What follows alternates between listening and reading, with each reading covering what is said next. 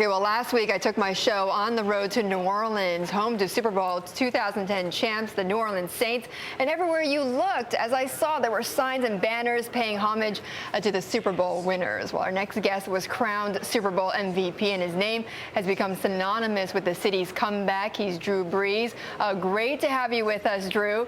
And, you know, when I was down in New Orleans, I mean, everybody was talking about you. Everybody was talking about the win. I mean, it just sort of revived the whole city. But before we get to that, though, you've just gotten back from visiting the U.S. troops in Iraq. So tell us what that was about. I mean, such a great experience. You know, it's actually my 5th USO tour to be on. I've been to about 10 or 11 different countries over the last 4 years to visit so many troops. And this trip in particular was actually in Turkey, Dubai, and Djibouti, Africa.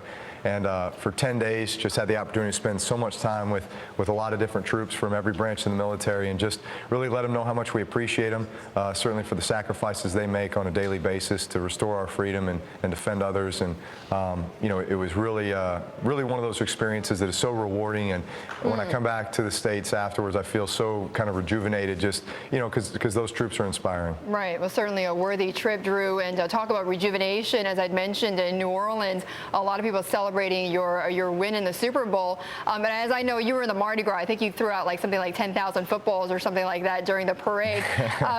In terms of the comeback for the city, though, I mean, you could almost parallel your success with the comeback for New Orleans itself. I mean, what has that success meant for the city? Have you seen a lot more investment coming into New Orleans? No, absolutely. I mean, certainly tourism is the #1 industry in New Orleans. You know, it's a billion-dollar industry.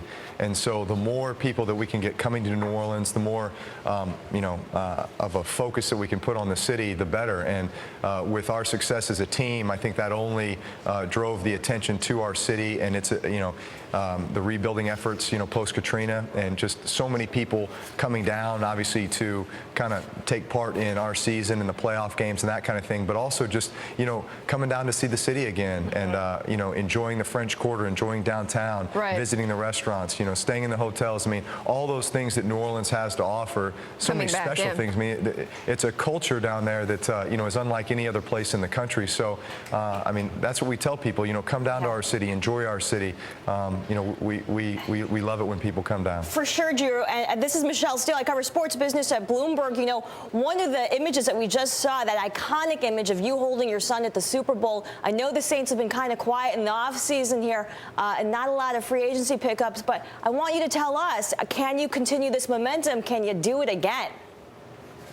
Well, I mean, that's the plan, but it only gets harder, and certainly I think this season is going to be one of the toughest yet, just because, you know, you win the Super Bowl, you are the defending world champions, and you have a bullseye in your chest. Everybody's gunning for you, so we know that we're going to get everybody's best effort. We need to put forth our best foot at the same time, and, you know, you hope that you don't lose a whole lot of guys in free agency. You know, we've already lost 2, in Scott Fujita and Mike Bell, but you know, we hope to be able to add to our core group, you know, in our team through the draft and maybe through free agency a little bit, but we're just excited about, you know, getting the season going.